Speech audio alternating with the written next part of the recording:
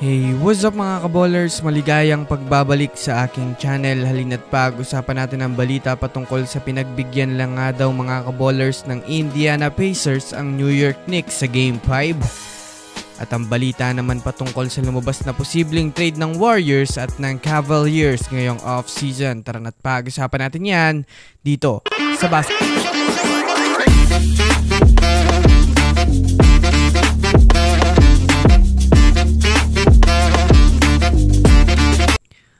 Una nga muna tayong dumako mga kaballers sa balita patungkol sa pinagbigyan lang nga daw mga kaballers ng Pacers ang New York Knicks sa Game 5. Well, alam naman nga po natin sa ngayon mga kaballers na nagawa na nga po ng New York Knicks kanina.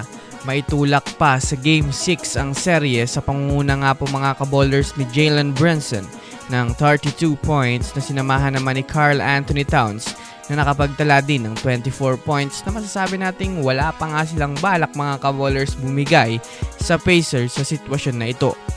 Well, kung susumadayan nga natin, sa ngayon nga po mga kaballers, marami ngang Knicks fans na naman ang nabigyan ng lakas ng loob dahil na rin naman may pag-asa pa nga po mga kaballers na may usad hanggang Game 7 ang kanilang serye at mabawi ng Knicks ang kanilang mga naging pagkatalo. Pero base nga po mga kaballers sa naging pahayag o naging reaksyon ni Kendrick Perkins, mukhang ibinigay lang naman nga daw ng Pacers mga kaballers ang game na iyon sa Knicks upang maipagdiwang mga kaballers ng Pacers ang kanilang pag-champion sa East sa mismo nilang home court. Para sa kaalaman ng lahat sa mga gustong makapanood mga kaballers at masubaybayan ng mga teams na kanilang gustong magkampiyon ngayong season ay maaaring bisitahin nyo lang mga kaballers ang FB page ng Keropi PH at i-message kung gusto nyong mag-avail ng NBA League Pass sa halagang 300 pesos ay di nyo na kailangan umasa sa mga live streamers para makapanood ang mga laro. Again, one-time payment, pwedeng makapanood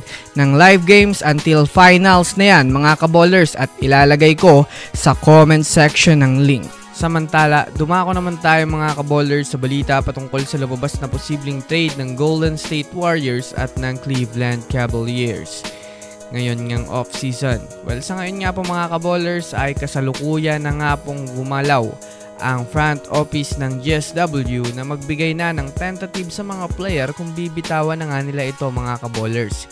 Ibig sabihin nga yan mga kaballers, gumagawa na nga po ng espasyo ang Warriors sa kanilang lineup para sa mga bagong kukunin nila sa darating na off-season.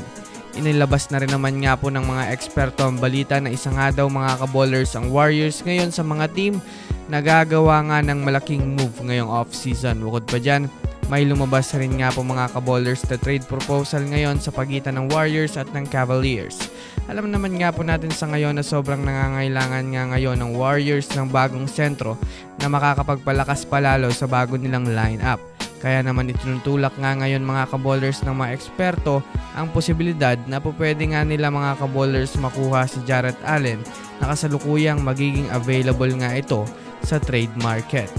So yun lamang mga kaballers, yun lang naman ang pag-uusapan natin ngayon. Pindutin ang subscribe and hit nyo na rin ang notification bell para sa mga susunod na updates sa mundo ng basketball. Again, this is Basketball Hotshots. Thanks for watching.